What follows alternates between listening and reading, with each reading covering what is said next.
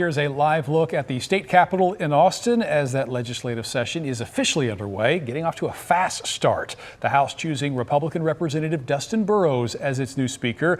Kind of a surprising pick for some because he had quite a few Democrats lining up to help him secure the votes. And joining us in studio is Fort Worth Star-Telegram columnist and Inside Texas Politics contributor Bud Kennedy.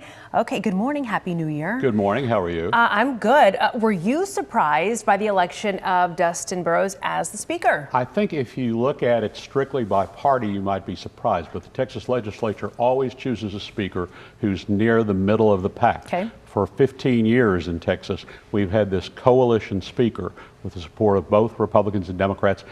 So Republicans on the hardline conservatives keep trying to make the speaker more conservative. They never choose the hardline conservative. Well, we heard from the Attorney General, from Lieutenant Governor Dan Patrick. They were not pushing for Burrows. Yeah. Does this send any kind of a message to them? Yeah, I think it sends a message that the House is not going to roll over and do what the Attorney General and the Lieutenant Governor want. I mean, that's the number one job of the House Speaker, is to fight back against the Lieutenant Governor and to get the House's bills passed over the Senate. So Dan Patrick and Ken Paxton actually hurt their candidate, David Cook, who's a fine lawyer in Mansfield, by lobbying so hard for it. Well, Governor Abbott has addressed, very much stressed that he wants school choice to be this session. He wants to get this passed. He wants to get this approved.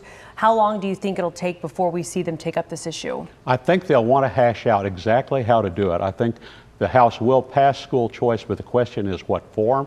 I think that they'll want to put more money into public schools and charter schools along with it. The question is not whether they'll pass school vouchers and school choice. The governor's made that clear. The question is how much more money they'll put into Texas public schools that educate millions of children.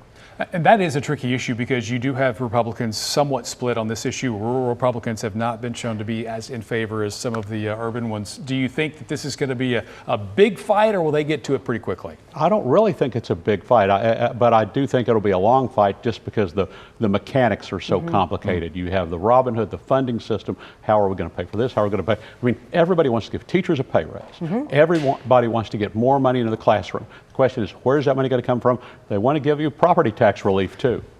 Can't do everything, Bud. Oh, every year they say they're going to fix property tax relief for good. They do, and every year they fix it again. Yeah. Okay, thank you, Bud. Good to see you. And our Y'all-It-Tix team's going to have coverage throughout the legislative session. You know, we're going to be on top of this. This week they sat down with some of our freshman lawmakers, and you can listen to that episode right now wherever you get your podcast. You can watch it tonight at 8:30 on our free streaming platform, WFAA+. Let's go over to Greg for a check of your forecast as you walk out the door right now.